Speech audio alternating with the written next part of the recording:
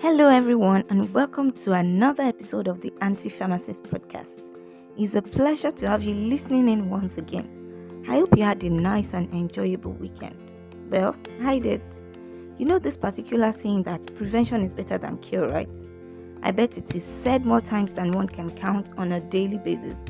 But it seems to me that people attribute this saying to a lot of things. For example, you better fix your leaking roof before the rainy season comes so that your house doesn't get flooded. After all, prevention is better than cure. And all such scenarios that people have actually neglected the literal meaning, which is actually referring to disease prevention. Preventing the occurrence of an ailment or disease is much better and cheaper than having to treat it. You agree with me? Which is why I will be discussing one aspect of it today, and that is the importance of vaccination. Without further ado, let's get right into it. So, vaccination seems like a paradox, at least to me. Why do I say this, you may wonder? I have noticed that people seem to have a love-hate relationship with the concept of vaccination. Maybe it has to do with age or certain diseases. I'm still trying to figure it out, and I'll explain what I mean, alright? You, my listeners, can also help me to get clarity in the comments by telling me why you think some people are averse to vaccination, especially in Africa, using Nigeria as a case study. But before I dive fully in, for those that do not know what vaccination is, I would like to explain in simple terms. Vaccination, also known as immunization, is the act of preventing diseases caused by microorganisms by waking up the body's immune system to the existence of that causative organism, so that the body's defense mechanism can fight them whenever they are encountered. I hope that makes sense to you. It is simply the act of introducing a little amount of these microorganisms in its killed or attenuated form.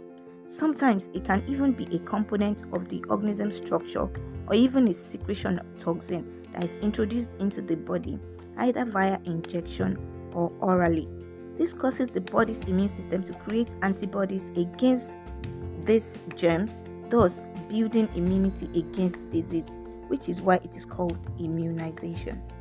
So, I said killed form or attenuated form, that is the weakened form of the microorganism, is passed into the body, not the live or virulent form, because the aim is just to familiarize the body with that organism in order for the body to form a defense against it.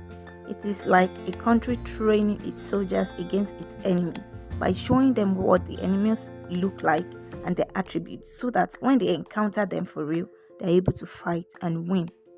Now, I mentioned that vaccination is done against diseases caused by microorganisms or germs, as we call them. Germs like bacteria and viruses mostly, and sometimes parasites, not against other diseases which are not caused by microorganisms like hypertension, diabetes, and the likes.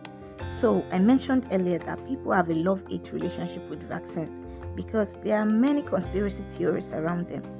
From talks of being a weapon of the Western world, to the adverse effects experienced after taking them, to even the belief that they cause the diseases that they are supposed to prevent. It's a whole lot. In a future episode on this podcast, we will be examining these conspiracy theories alongside some of my colleagues, so look forward to it. But for the purpose of today's topic, let me let you know that vaccines do not cause diseases. The germs injected into the body are not virulent at all. They have either been killed or weakened to the point that they can't harm you. Their only purpose is to awaken your immune system. Now, let's talk briefly about immunity. The literal meaning of immunity is defense against attack. Your body soldier that defends you against the attack, in this case, the diseases, is the immune system, which consists of your white blood cells, spleen, bone marrow, the lymphatic system, thymus, tonsils, adenoids, and appendix. Each of these cells, organs, and tissues and proteins have their individual functions, which contribute to immunity. The white blood cells are the major carriers of the soldiers, and they circulate in the lymphatic system, which is a network of similar blood vessels which act as pipes for the white blood cells, while the organs I mentioned earlier, as well as lymph nodes, serve as reservoirs or storage for white blood cells and the immune components they carry, like macrophages, like phagocytes. Let me mention that the tonsils, adenoids, and appendix are gateways for pathogens to enter the body, and this is why lymphoid tissues are concentrated in them. I hope you get me up to this point. I'm not about to go into details on immunology, alright? But I must make you understand the basics so that you can get the point I'm driving at. Now, there are 3 types of immunity. The innate immunity is the first one, that is the immunity we are born with. Although not very strong, but it's still there. This protects us from infancy, from diseases. An example is our skin, which is a protective barrier, alright? Then there is adaptive immunity, which develops as we grow and are exposed to various substances and germs in life. This is also called acquired immunity. For example, you see parents letting their children play with sand so that they can get some immunity through their contact with the germs in the soil. Did I mention that the immune system has memory? Yes, there's some sort of memory card, so to speak, which stores information and remembers the germs the body has come across so that the next time it shows up, the body knows how to tackle it. Vaccination also helps to confer this acquired or adaptive immunity. And the third and the last is the passive immunity, which is a temporary type of immunity derived from another person. For example, the transfer of antibodies from mother to child through placenta before delivery and in breast milk after delivery. I believe that now you know the basics about immunity and vaccination. Why then are people averse to it, or should I say they are scared of it? Take for instance, during COVID-19, when the vaccine was deployed, majority didn't take it, even the educated ones.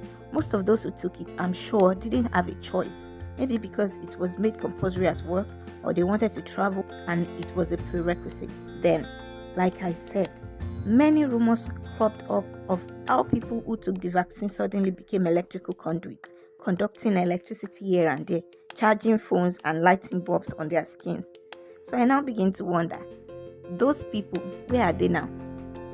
Remember that there is an immunization schedule for children and adolescents worldwide, and Nigeria is not exempted. When you give birth to your child in hospitals or even maternity homes, correct me if I'm wrong, there are scheduled immunization visits that you have to take your babies for, and most, if not all mothers, take their children for these vaccinations. From BCG vaccine and polio vaccines at birth, to diphtheria vaccines at 6 weeks, to measles vaccines at 9 months, as well as their boosters subsequently as they grow. The mothers take responsibility and get their children vaccinated. Even in primary schools, we remember then that these vaccination agents, these workers, immunization agents, they come to school and give us polio vaccines orally. These are children that have only their innate immunity working for them. The mothers do not fear these vaccines causing these diseases, rather than prevent them. Why then is it difficult to get adults vaccinated? At least at this point, you would have had the 3 types of immunity working for you. So, as an adult, you shouldn't have a fear of infection from vaccination. If it will ever occur, the probability is extremely low because they are really safe. You see what I mean by love-hate relationship now? It is these same mothers that took us for immunization when we were little that will call us now and say we must not take COVID-19 vaccines. Like I said earlier, there were many rumors and theories around it, so I do not totally blame them. And this is why the right information has to be circulated. Awareness has to be created concerning these things, and that is exactly what I'm doing right now. Vaccination is one of the miracles of the modern world, since its discovery and the creation of the first successful vaccine by Dr. Edward Jenner in 1796 against cowpox. Its major advantage is the protection against diseases that otherwise could have been deadly. Smallpox is now a thing of the past, so also is polio because of vaccination. It has greatly reduced morbidity and in turn, healthcare costs. Imagine there wasn't a COVID-19 vaccine during the pandemic. The death toll would have been much more than we experienced. Vaccines now help protect against more than 20 diseases, from pneumonia to hepatitis to cervical cancer and even Ebola. In the last 30 years, according to WHO, child deaths have declined by over 50%, thanks in large part to vaccines. But statistics still show that in many parts of the world, 1 in 5 children still goes unvaccinated. The statistics on adults haven't been rolled out yet, but I'm sure it will be more than that. So what am I saying in essence? Vaccination is an excellent preventative strategy against diseases, which we should take advantage of, both young and old. Like I said, it looks like in Nigeria at least, children vaccinations are covered. People are more responsive to it. But what about adults? Some of the vaccines that are available for adults to take advantage of are hepatitis B vaccine, cervical cancer vaccines for women, human papilloma virus vaccine, influenza vaccine, and even COVID-19 vaccine and the likes. You need these vaccines based on your risk of exposure, which is determined by your gender, your job, health conditions, lifestyle, or travel habits. You may get some for free, while you may have to pay for others. You may say, why do I still have to get COVID-19 vaccine? Since COVID-19 has gone, let me be honest with you. COVID-19 hasn't gone anywhere. It is still very much around, at least until WHO declares the world COVID-free. Even if it goes, I hate to be a bearer of bad news, but the world will experience another pandemic in the future. Now, where it gets interesting and advantageous is that it is very possible that the next pandemic or the one after that will be caused by a virus in the SARS coronavirus family.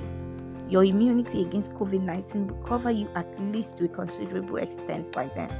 This isn't just a guess or an hypothesis, but it has been confirmed through recent study that those who have been immunized against smallpox virus in the past have been found to have a level of immunity against monkeypox virus, 85% immunity actually.